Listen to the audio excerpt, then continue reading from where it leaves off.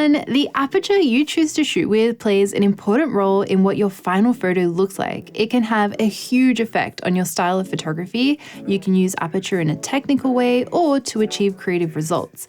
We're going to go through everything you need to know about aperture in this video. And thank you to the Professional Photographers of America for sponsoring today's video. At PPA, you can receive benefits such as equipment insurance, education, and business tools, and I'll let you know more about them a little later on. So let's start with the basics. What is aperture?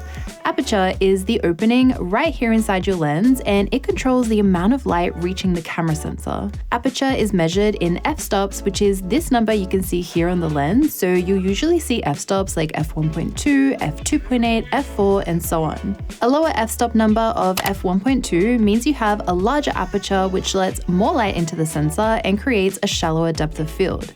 A high f-stop number like f5.6 means it's a smaller aperture and it lets less light in, and it increases the depth of field. Here's a super useful graphic that shows you the f-stop number in relation to the light and depth of field. Another word used to describe apertures is fast and slow, and I tend to get comments sometimes from people not understanding why they are referred to in that way, so I think now is a good opportunity for me to explain. A fast lens or a fast aperture refers to a large aperture such as f1.2. Since a larger aperture provides more light for the sensor, it means you can use a faster shutter speed when taking photos. The same goes the other way. A slow lens refers to a lens with a small aperture, let's say f5.6. When you use a slow lens, you generally need to use slower shutter speeds in order to achieve correct exposure. One of the keywords that I'll use throughout this video is wide open or wide aperture, which again refers to a large aperture such as f1.2. Wide open specifically means to use your lens at the maximum aperture it has available. So if I use this 50mm f1.2 at f1.2, it means I'm using it wide open. By the way, throughout this video, I am assuming you already know how to change your camera settings like shutter speed and ISO, but if you're still learning how to do that or you don't have a complete understanding on how they work yet, then I also have a video called How to Shoot in Manual Mode for Beginners. In that video, I take you through a step-by-step tutorial on how to choose your manual camera settings with on-location examples, and I'll leave that link down below if you want to watch. So choosing the right aperture when doing photography is important for achieving both correct exposure and your desired creative effects. And I have 6 tips to keep in mind when it comes to knowing what aperture to choose for your photography. The first one is to consider the lighting conditions. Depending on what camera mode you're shooting with, you will need to use aperture to help achieve correct exposure in your photos. For example, if you're shooting outdoors in bright sunlight, you might need to use a smaller aperture of f2.8 or f5.6, which will let in less light into the sensor and help avoid overexposing your photo. On the other hand, you might be shooting at night or indoors where there isn't a lot of available light. In that case, you should lower your f-stop number to f1.8 or f1.2 to allow more light into the camera. This will stop your photos from being underexposed in low light situations. Using aperture as a way to control light like that, though, isn't always the best way to use it. Before I explain what I mean by that, though, I want to let you know more about the sponsor of today's video, PPA. Professional Photographers of America gives you access to essential photography resources from workshops to webinars to help grow your skills. You can get the tools you need to succeed as a small business, such as customizable contracts, marketing templates, and legal resources. As a member, you can enjoy not having to worry about gear damage or loss or theft with up to $15,000 worth of equipment insurance. You'll also have access to events like Imaging USA to learn and connect with other photographers. So whether you're a beginner or a pro, you can use the tools at PPA to improve your photography and help grow your business. So if you want to join PPA, please make sure to use the link in my description to get a discount on your membership. So back to what I was saying, rather than using aperture to control light, this is what I prefer to do instead. Let's say you are shooting outdoors in some beautiful natural light and you want to create soft looking photos like this with lots of bokeh in the background. By using aperture to achieve correct exposure, you would need to use a small aperture of f5.6 or f8, which then results in sharp, wide depth of field image. What I do instead is when I'm at a photo shoot, aperture is actually the first setting I change since it has such a big effect on the look and style of my photo. So my second tip with aperture is to use it in conjunction with shutter speed and ISO. If I want a photo with lots of bokeh, I would choose to shoot with a wide aperture regardless if the lighting is bright or dark. I will then use my shutter speed and ISO to balance my settings and achieve correct exposure in my photos. For all the photo shoot behind the scenes and camera or lens review videos I post online, I will always share what my camera settings were for each picture I took.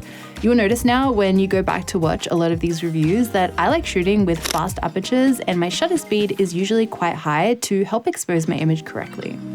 The third tip to consider with aperture is depth of field, which I have mentioned a few times in this video now.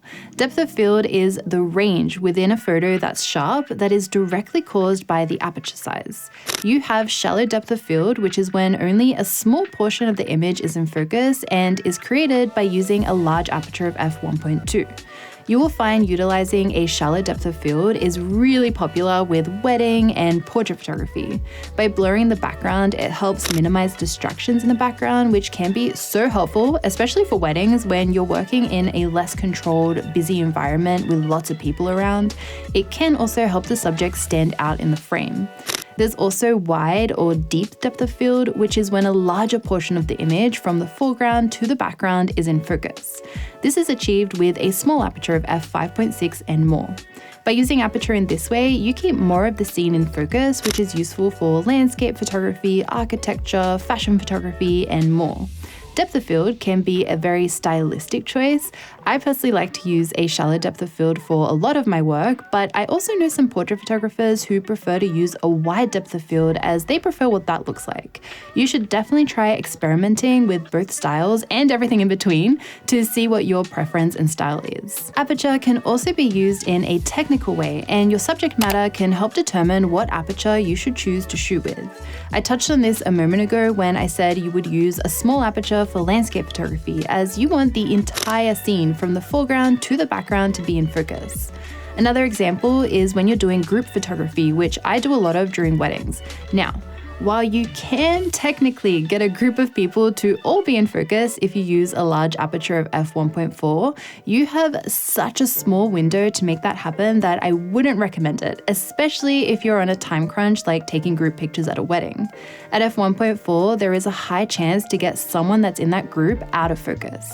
You can see in this video here how thin the plane of focus is when I have my aperture set to f1.2. You would need to have your group all perfectly in a straight line to your lens to get them all in focus, which is super difficult to do.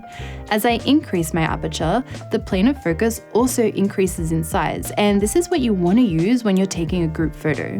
Next, you can experiment with different apertures to achieve certain creative effects, and one of the most noticeable ones is bokeh, which is this out of focus area you see right here. So, depth of field is referring to the in focus area, whereas bokeh is referring to the quality of the out of focus area. By using a large aperture, you can achieve large bokeh and a very blurry background.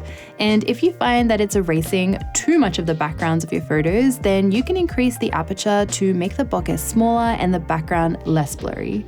Sometimes I like making the background completely disappear. I like choosing locations where I can have super round bokeh in the background.